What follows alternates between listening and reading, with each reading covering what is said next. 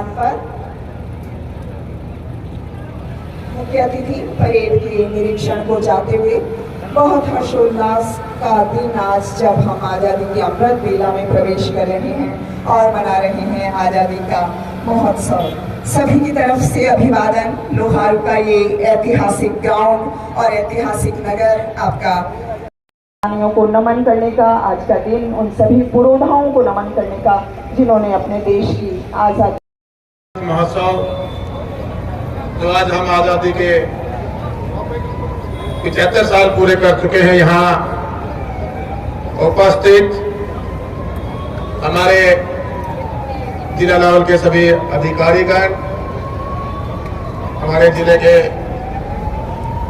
DC साहब, SP साहब, सभी अधिकारीगण और यहाँ पहुंचे मेरे लिए आदरणीय मेरे बुजुर्गों, मेरी माताएं, मेरे भाई बहनों, नौजवान साथियों और प्यारे बच्चों, आज हर भारतवासी के लिए हर्षोल्लास का दिन है। आज हर गली में, हर मोहल्ले में तिरंगा है, हर घर, हर दफ्तर में तिरंगा है, हर वाहन, हर हाथ में तिरंगा है। पूरा देश तिरंगे के रंगों में रंगा है, देशभक्ति के रंगों में रंगा है।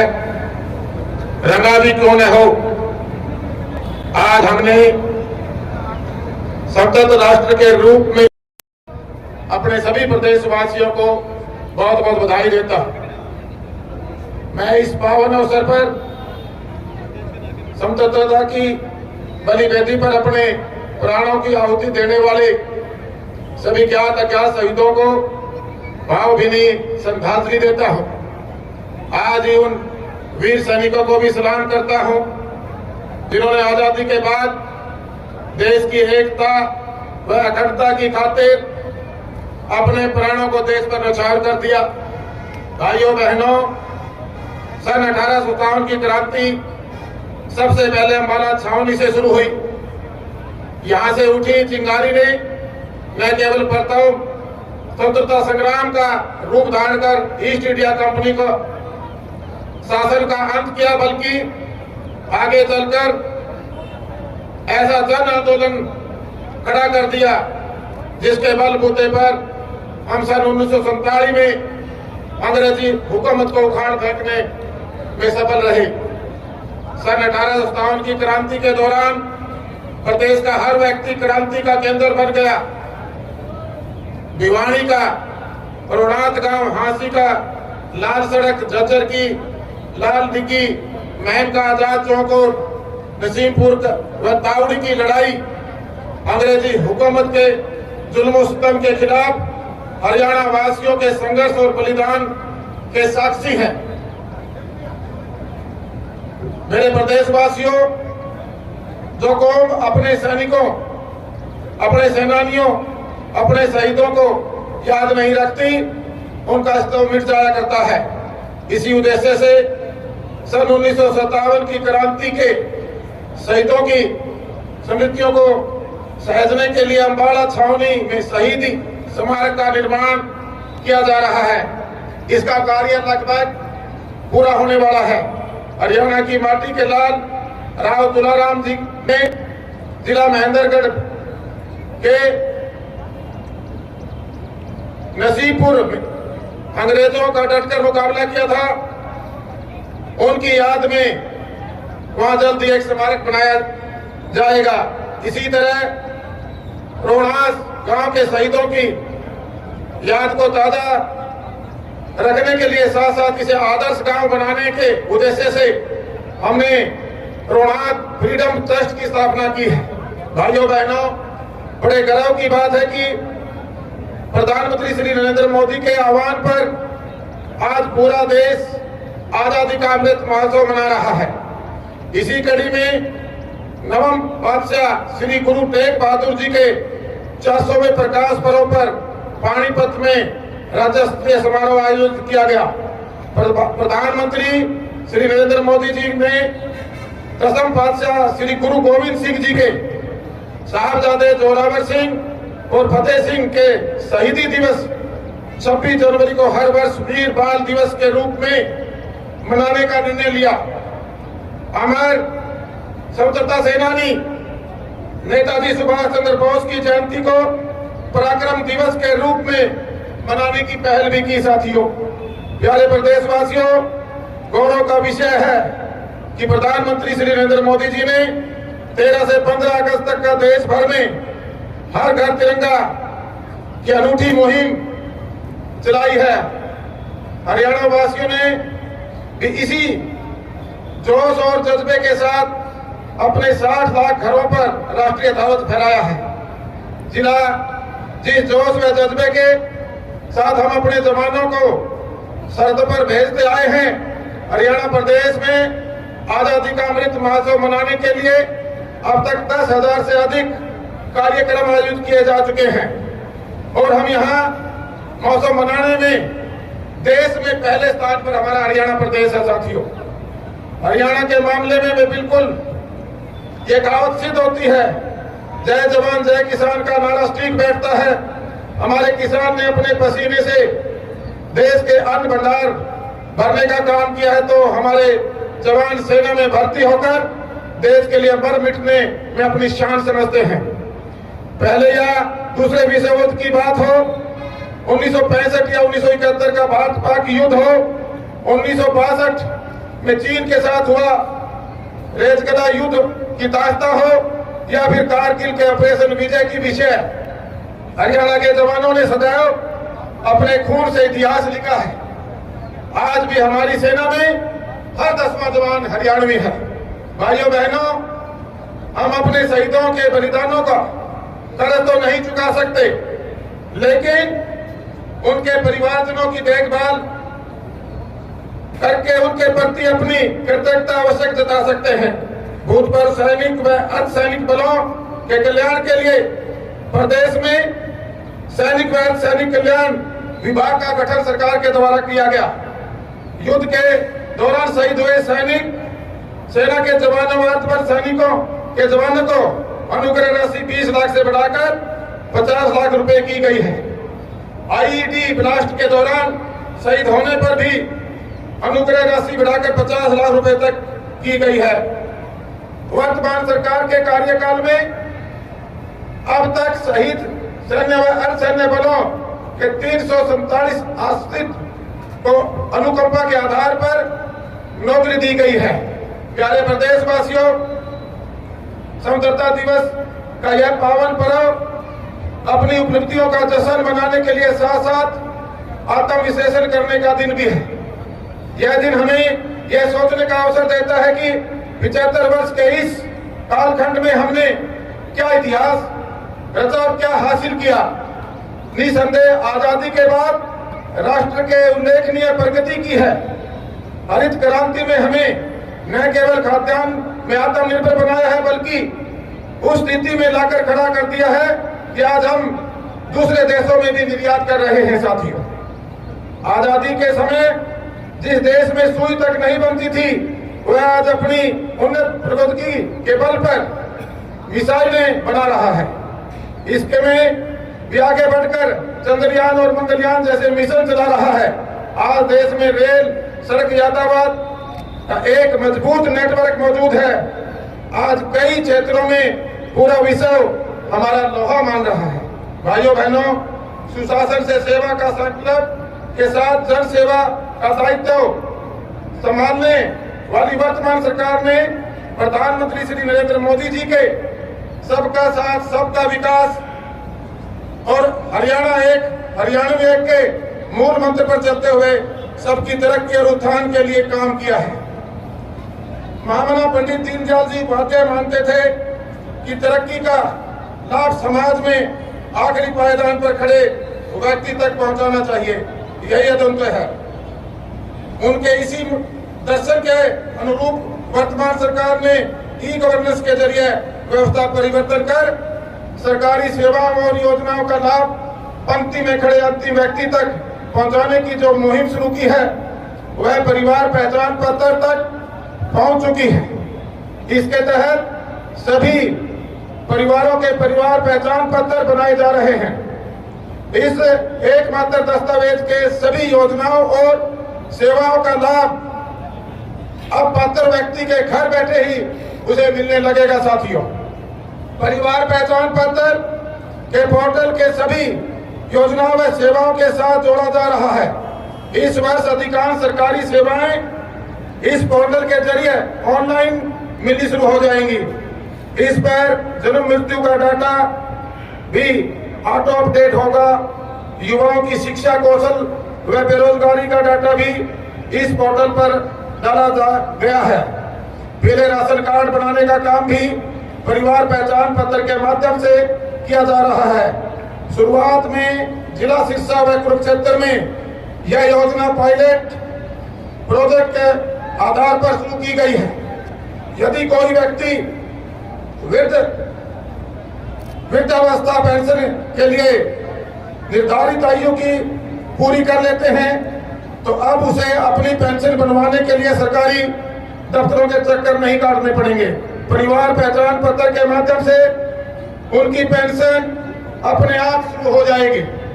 सरकार ने सबसे गरीब लोगों का जीवन स्तर ऊंचा उठाने के लिए मुख्यमंत्री अंत्योदय परिवार उत्थान योजना शुरू की है। इसके तहत सबसे गरीब परिवार की पहचान करके उसकी वार्षिक आय कम से कम 1,80,000 रुपए की जा रही है। अब तक 30,000 परिवारों को रोजगार के ऋण व अन्य सहायता इस स्कीम के माध्यम से दी गई है। साथियों, गरीब परिवारों को मुख्यमंत्री परिवार समृद्धि योजना के तहत 6,000 रुपए मासिक सहायता दी जा रही है। प्रदेश के सभी तरह के सामाजिक सुरक्षा पेंशन 1 अप्रैल 2021 से बढ़ाकर 2,500 रुपए मासिक की गई है। आयुष्मान भारत योजना के तहत 27 लाख गरीब परिवारों को 5 लाख रुपए तक की वार्षिक मुफ्त इलाज करवाने की सुविधा दी जाएगी। भाइयों बहनों, वर्तमान सरकार ने प्रदेश के हर क्षेत्र का समान विकास किया। इस दिशा में पूरे प्रदेश में बड़ी बड़ी परियोजनाएं स्थापित की हैं। प्रदेश में 17 नए राष्ट्रीय राजमार्ग घोषित किए गए हैं। इनमें से 6 का कार्य पूरा हो चुका है। इन सभी राजमार्गों के बन जाने के बाद प्रदेश के हर जिले से कम एक राष्ट्रीय राजमार्ग होकर गुजरेगा। सामान की ढुलाई के लिए अलग से बनाई जा रही रेलवे की 2 बड़ी लाइनें भी हरियाणा प्रदेश से गुजरेंगी। वेस्टर्न डेडिकेटेड IMT विकसित किया जा रहा है। पलवल से सोना वाया मानेसर खरगोदा कुंडली तक के 6,000 करोड़ रुपए की लागत से बनने वाले हरियाणा रेल कॉरिडोर का कार्य शुरू हो चुका है। हिसार में प्रदेश का पहला इंटरनेशनल एयरपोर्ट साथियों बनाया जा रहा है। सोनीपत बड़ी में 161 एकड़ भूमि में पर रेल कोच रिपेयर फैक्ट्री लगाई जा रही है। बारसा से एम्स परिसर में राष्ट्रीय कैंसर संस्थान स्थापित किया गया है। जिले में रेवाड़ी में भी एम्स के निर्माण की प्रक्रिया चल रही है। अंबाला छावनी में सिविल अस्पताल में कैंसर केयर सेंटर। कमांडर उप पुलिस निरीक्षक आशीष, महिला सशक्तिकरण का अनूठा उदाहरण जिला पुलिस महिला प्लाटून कमांडर बबीता की अगुवाई करते हुए होमगार्ड प्रदीप राघव जी की अगुवाई में होमगार्ड के 1.5 सिपाही और उसके बाद एनसीसी बॉयज कमांडर पवन के नेतृत्व में एनसीसी गर्ल्स सलामी गार्ड के लिए सलामी मंच के सामने से गुजरते हुए एनसीसी गर्ल्स कमांडर दीदी और बहुत सुंदर धुन के साथ आज बेस्ट सीनियर सेकेंडरी स्कूल के बच्चे NCC boys Pawan, NCC girls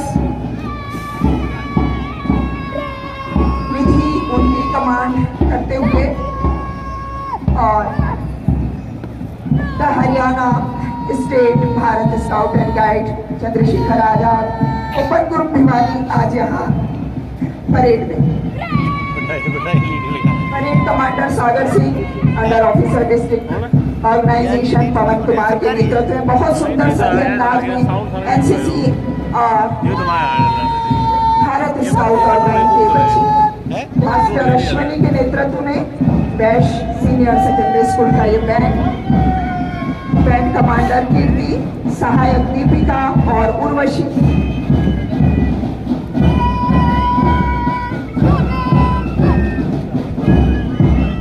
parade की कमांड आर्यन चौधरी के हाथ और जनगणना भारत दुनिया का सबसे बड़ा लोकतंत्र।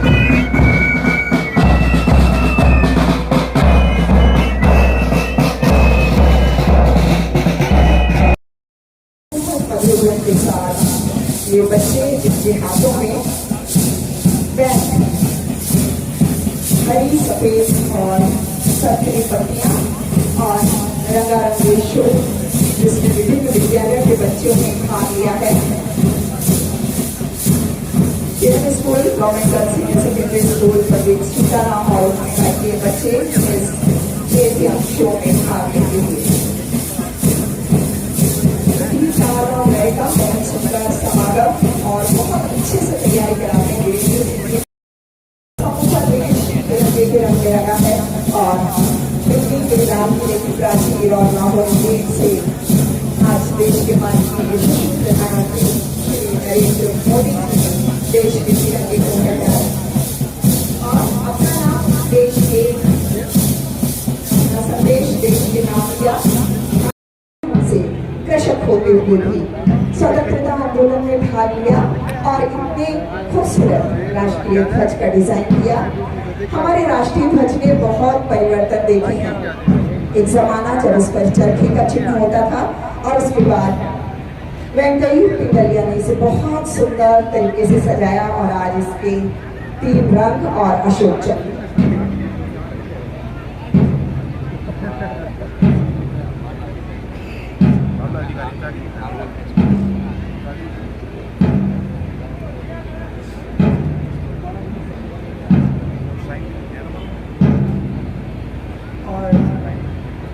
बहुत शानदार होगा योग जीवन का आधार और साक्षी बन रहा है लोहारू का ये ऐतिहासिक 24 मिनीलाल स्टेडियम।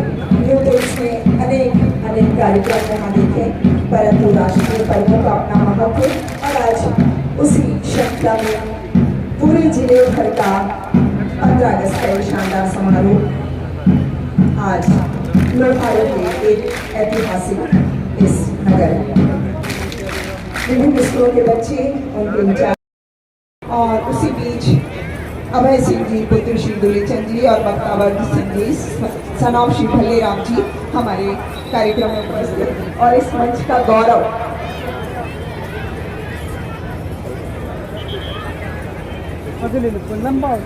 नायक जिन्होंने देश की आजादी में अपना अमूल्य योगदान दिया, उन सभी नायकों को कृतज्ञ प्रणाम। जिनकी निष्ठा, शौर्य व पराक्रम ने भारतीय इतिहास में अपने अमूल्य हस्ताक्षर किए।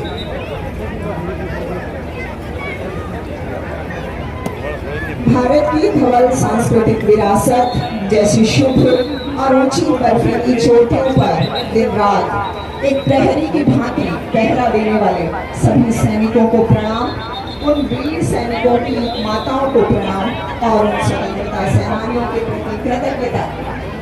आज के समारोह के मुख्य अतिथि मंच पर आसीन सभी वीरांगनाओं और स्वतंत्रता सेनानियों को स्मृति चिन्ह आपके आने से, आपके मंच पर होने से हमारे मंच का गौरव बढ़ा है और आज के इस समारोह का गौरव बढ़ा है।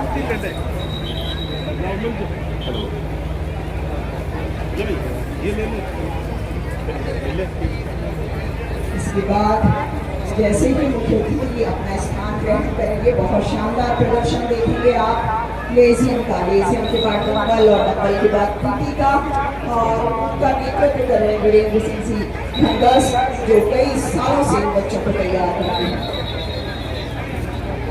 मुख्य अतिथि के रूप में पंचायत और विकास मंत्री हमारे बीच और सभी को सम्मान देते।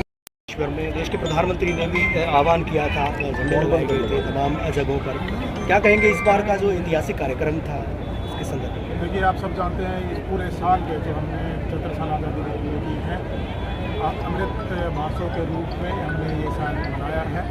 पूरे धूमधाम से मनाया इस साल को। और दूसरे तो आपने देखा होगा हमारे देश के प्रधानमंत्री जी ने हर घर तिरंगा अभियान का आह्वान हमारे देशवासियों से बढ़ चढ़ कर पूरे प्रदेशवासियों ने और देशवासियों ने भाग लिया और उन वीर शहीदों को, उन योद्धाओं को जिन्होंने अपने आप को इस देश को कुर्बान कर दिया, हमने उनको नमन करके उनको याद किया। हम सब के लिए फ़ख्र की बात है कि हम आज़ाद हिंदुस्तान में हैं और उन योद्धाओं को हमें कभी नहीं बोलना चाहिए, हमारे देश के इतिहास को नहीं भूलना चाहिए।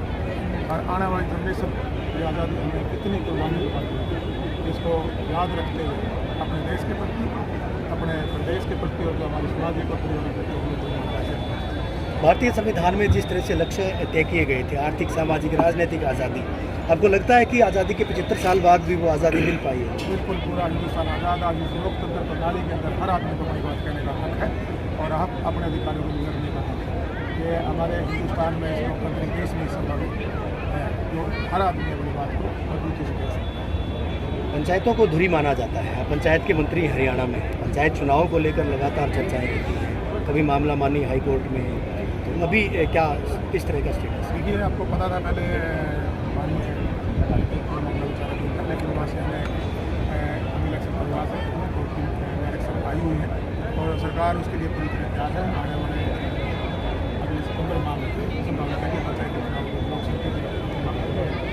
उसकी घोषणाएँ जल्द इलेक्शन कमीशन के बाद होगा। आप क्योंकि एक राजनेता भी हैं आज मुख्य अतिथि के साथ साथ, तो आपको लगता है कि गठबंधन सरकार आगे भी चल पाए? बिल्कुल, सरकार प्रदेश में आपने देखा हुआ अनेकों सरकारी योजनाएँ प्रदेश के लोगों के लिए सरकार ने चलाई है और इसका समय जो कोविड का था उसके बाद उनको गति देने का। इस बार एक देवेंद्र जी नया प्रयोग किया गया था, जिला मुख्यालयों पर कार्यक्रम आयोजित ना करके इस तरह के कस्बों में, इस तरह के छोटे शहरों में कार्यक्रम आयोजित किए जाने के पीछे क्या मकसद है? प्रोग्राम किया गया। हम 75वां आज़ादी का अमृत महोत्सव मनाए थे। हमारे पूरे मुख्यमंत्री जी और हमारी सभी कैबिनेट में चर्चा आई है कि हम क्यों ना सब डिवीज़न कर दिए, हमारे जो सब डिवीज़न के आसपास के गाँव देहात के जो हमारे लोग हैं वो भी आज़ादी का जो पर्व हम उसमें सभी को सके, क्योंकि जिला लेवल हेडक्वार्टर पर होता है। आज की बार सभी, चाहे वो मंत्री हैं, सांसद हैं, विधायक हैं, उनको सबको अपने सब डिवीजन लेवल पर या जिला लेवल पर हमारे जिले का सम्मान बढ़ाने के लिए 75वां आज़ादी का 76वां समारोह आज आयोजित किया गया है, क्या संदेश आपका लोगों को? मैं अपने देशवासियों से, प्रदेशवासियों से आह्वान करना चाहूँगा। हम देश से बहुत कुछ चाहते हैं, लेकिन हम देश को क्या दे रहे हैं इसके लिए चाहते हैं। देश को अपने आप को समर्पित करते हुए, देश हित में कार्य करते हुए देश की प्रगति में हिस्सेदार करें, यही मैं आह्वान देशवासियों को। एक आखिरी सवाल, 2022 तक प्रत्येक घर को, प्रत्येक शख्स को घर दिए जाने की बात माननीय प्रधानमंत्री के द्वारा कही गई थी, क्या वो जो टारगेट था वो पूरा हो पाया आपको लगता है? देखिए, टारगेट दिए जाते हैं, उस पर प्रयास करते हैं। हम ये नहीं कहते कि हर टारगेट जो दिया था वो सारे के सारे टारगेट हम 100% अचीव कर सकते हैं, लेकिन हम प्रयास करते हैं और उनको जल्द ही पूरा